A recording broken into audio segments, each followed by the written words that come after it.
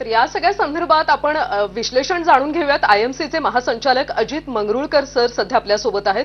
Ajit sir, आपण पाहतोय आज अर्थसंकल्प जाहीर होतोय। अख्ख्या देशाचं खरं तर याकडे लक्ष लागून राहिलेलं आहे। आपण गेल्या काही दिवसातल्या घडामोडी पाहिल्या। ईयू सोबत भारताने ज्या पद्धतीने करार केला, मात्र एकंदर बाजारामध्ये, आंतरराष्ट्रीय बाजारामध्ये रुपयाचं अवमूल्यन होतंय। त्यामुळे आजच्या या अर्थसंकल्पातून नेमकं काय मिळू शकतं असं तुम्हाला वाटतं? आजच्या बजेटवरनं नक्कीच ग्रोथ ओरिएंटेड असणार आणि तुम्ही जे 5 अहवाल सांगितले आहे की जे आपल्या फायनान्स मिनिस्ट्रीच्या समोर आहे, ते सगळे आपल्याला या बजेटमध्ये दिसतील।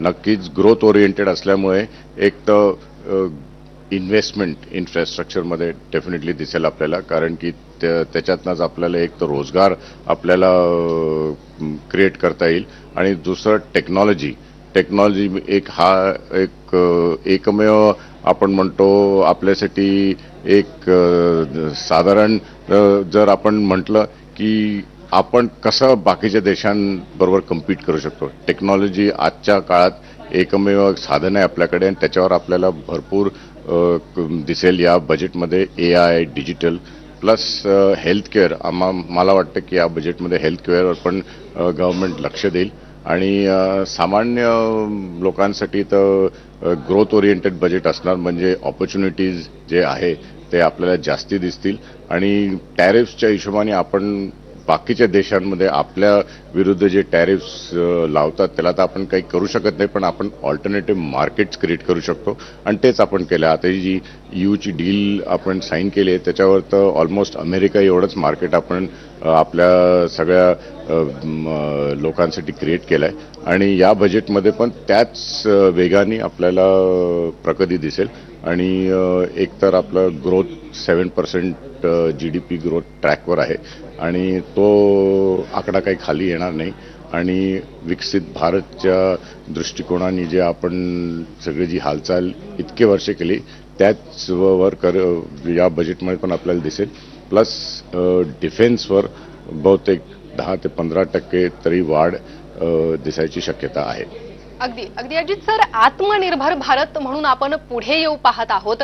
पंतप्रधान नरेंद्र मोदींनीही याबद्दल अनेकदा प्रतिपादन केलेलं आहे। अशात मग मुद्दा येतो तो छोट्या व्यावसायिकांचा। छोट्या व्यावसायिकांसाठी काय महत्त्वाचं ठरू शकतं, काय दिलासादायक बाब या अर्थसंकल्पात ठरू शकते किंवा ठरली पाहिजे?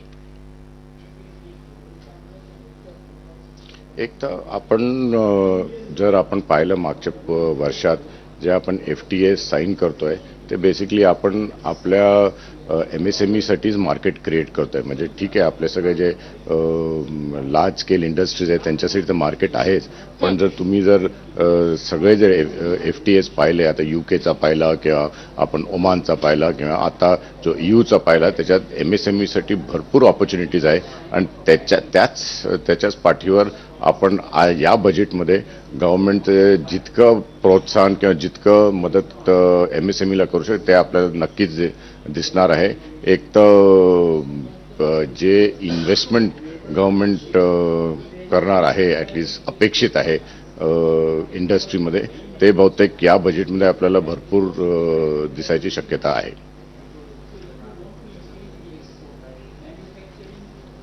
अजित सर, नवीन इन्कम स्लॅब येईल असं म्हटलं जातंय, त्या संदर्भात काही माहिती मिळू शकते का? ते एक पॉसिबिलिटी आहे, कारण की मागच्या वर्षी बरंच काही गव्हर्नमेंटनी केलं होतं पर्सनल टॅक्सेशनच्या संदर्भात। तर न्यू टॅक्स रेजिमसाठी नवीन स्लॅब क्रिएट करण्याचं एक आहे शक्यता, पण किती ते यशस्वी होणार ते आपल्याला, म्हणजे मला तर 50-50% अंदाज आहे। पर्सनल टॅक्सेशनमध्ये मला नाही वाटत की यावर्षी आपल्याला फारसं काही मूवमेंट दिसेल। अजित जी, एक महत्वाची त्रिसूत्री मानली जाते कोणत्याही अर्थसंकल्पात, मग ते अगदी घराचं असो, छोटंसं कुटुंबाचं असो किंवा मग देशाचं असो, ते म्हणजे खर्च, कर आणि आपल्याला येणारं उत्पन्न। ही त्रिसूत्री देशासाठी कशी आहे, हिच्यात काय बदल होऊ शकतात किंवा बदलांची अपेक्षा आहे? एक तर खर्च जो आहे आपण जर इन्फ्लेशन कंट्रोलमध्ये ठेवू शकलो म्हणजे जो आत्ता आहे आपलं इन्फ्लेशन कंट्रोल आणि दुसरं म्हणजे जर आपण सगळेजण म्हणतात की आपल्या पगारातनं किती इन हँड आपल्याला मिळतो आता त्या दृष्टिकोनाने जर या बजेटमध्ये जर आपल्याला काही थोडं पर्सनल टॅक्सेशनमध्ये जर काही चेंजेस आले आणि दुसरं जेव्हा ऑपॉर्च्युनिटीज देशात असतात आता जर तुम्ही बाकीच्या देशात जाल तर तुम्हाला दिसतंय की सगळ्यात जास्ती ऑपॉर्च्युनिटीज जगात भारतातच दिसून येत आहे आणि जर ऑपॉर्च्युनिटीज असतील तर नक्कीच आपल्याला एक इन्कम क्रिएशनसाठी पण संधी मिळते आणि त्या हिशोबाने आपण आणि आता जर कर जर पाहिला जर आपण जीएसटीमध्ये आणि बाकी याच्यामध्ये बरंचसं काही काही स्ट्रीमलाइनिंग झालं आहे या मागच्या वर्षात तर जर तुम्ही ग्रोथवर तुम्ही महत्त्व द्याल तर हे बाकी सगळे जे प्रश्न आहेत ते ऑटोमॅटिकली सॉल्व्ह होतात. अजित सर, पंतप्रधानांकडून वेळोवेळी स्वदेशीचा एक नारा दिला जातो, त्यामुळे स्वदेशी उत्पादनांसाठी त्याच्या निर्मितीसाठी आणि निर्यातीसाठी काही तरतूद केली जाईल का? या बजेटमध्ये अशी अपेक्षा आहे की PLI स्कीम्स जे आहे ते बहुतेक त्याच्यात जर त्यांनी काही चेंजेस केले जर अजून काही इंडस्ट्रीज आणले एस्पेशली AI डिजिटल याच्यामध्ये जर त्यांनी काही आणलं तर PLI स्कीम्सवर जर त्यांनी जास्ती जोर दिला तर नक्कीच आपल्याला एकतर आपलं मॅन्युफॅक्चरिंग सेक्टरसाठी बरंच काही ॲडव्हान्टेजेस मिळतील. अजित सर, खरं तर आपण पाहतोय की EU सोबत आपण एक महाकरार केलेला आहे, मात्र ज्या पद्धतीनं अमेरिकेकडून आपल्यावर कर लादले जात आहेत त्याबद्दल काय वाटतं? त्यामुळे आंतरराष्ट्रीय पातळीवर नेमकं अर्थसंकल्पात काय होऊ शकतं त्या संदर्भात काही माहिती मिळेल का? हे पहा आपण बाकीच्या देशांबरोबर आपल्याला जे जमतंय ते करतोय आणि बाकीच्या देशांमध्ये पण भारताविषयी जो इंटरेस्ट आहे तो दिसूनच येतोय नाही तर कशाला बाकीचे देश आपल्यावर FTA करायचा म्हणजे एवढे अगदी प्रयत्न करतील. आता टॅरिफ्स जे USनी लावले आहेत त्याच्यावर आपल्याला काही म्हणजे आपल्याला काही करताच येत नाही जर कोणत्या देशांनी आपल्या विरुद्ध टॅरिफ्स लावले पण आपण त्याच्या विरुद्ध जर ऑल्टरनेटिव्ह मार्केट्स क्रिएट केले तर आपण त्या टॅरिफचे उत्तर द्यायला अगदी रेडी आहोत. तर या बजेटमध्ये आपले जे सगळे FTAs आहेत त्याच्यावरच किती आपण आपल्या बिझनेसेसला प्रोत्साहन देऊ शकतो किंवा ॲडव्हान्टेज देऊ शकतो हे आपल्याला नक्कीच दिसून येईल. नक्कीच तुम्ही म्हणता की टॅरिफला उत्तर देण्यासाठी आपण समर्थ आहोत किंवा तयार आहोत, मात्र ज्या पद्धतीनं आंतरराष्ट्रीय पातळीवर डॉलरच्या तुलनेमध्ये रुपया घसरतोय त्याचं नेमकं काय करायचं? हे स्पेक्युलेटिव्ह आहे आणि याच्यावर आपल्याला आपण RBI केव्हा पण त्याच्यावर एक नियंत्रण लावू शकतो पण आता आपण मार्केटच्या हिशोबाने डॉलर आणि रुपयेच्या ह्याला फ्री फॉल चालू देतोय पण हा जास्ती वेळ टिकणार नाही कारण की जसं आपलं इकॉनॉमी अजून काय म्हणतात सशक्त होत जाईल आणि आपण अजून त्याच्यावर एस्पेशली या बजेटनंतर मला वाटतं की रुपी स्टेबलाइज होईल. अगदी अजित सर, आपण जर पाहिलं तर एक सगळ्यात महत्त्वाचा मुद्दा जो वर्षानुवर्ष उपस्थित करण्यात येतो तो आहे रोजगारीचा.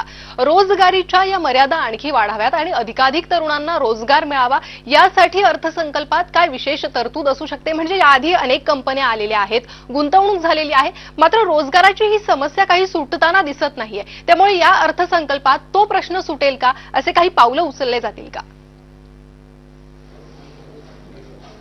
आपण जर बघितलं असेल की मागच्या पण बजेट्समध्ये आपण स्किल डेव्हलपमेंटला पण प्रोत्साहन देतोय आणि आपण नुसतं एज्युकेशन पण ते एज्युकेशन शुड बी स्किल डेव्हलपमेंटच्या दृष्टिकोनाने व्हायला पाहिजे ते आपण करतोय. म्हणजे या बजेटमध्ये मला तर वाटतं की स्किल डेव्हलपमेंट च्या दृष्टिकोनाने आपल्याला बरंच काही दिसायला मिळेल. कारण की जर स्किल्स डेव्हलप झाले तरच व्यवस्थित रोजगार आपल्याला देता येईल. कारण की नुसतं मॅन्युफॅक्चरिंग करून आणि जर एज्युकेशन त्या मॅन्युफॅक्चरिंगच्या लाईनीवर येत नसेल तर आपण रोजगार देणार. तर मला वाटतं स्किल डेव्हलपमेंट हा एक महत्त्वाचा प्रश्न आहे जो बजेट्सवर आपण त्याच्यावर आपल्याला गव्हर्नमेंटने प्रोत्साहन दिलं आहे. आणि या बजेटमध्ये पण आपल्याला बहुतेक तेच दिसणार आहे की स्किल्सवर कॉन्सन्ट्रेशन नक्कीच करेल हे बजेट.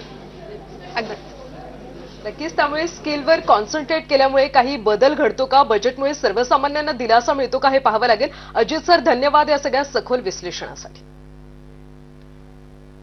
वळूयात पुढील बातमीकडे. आज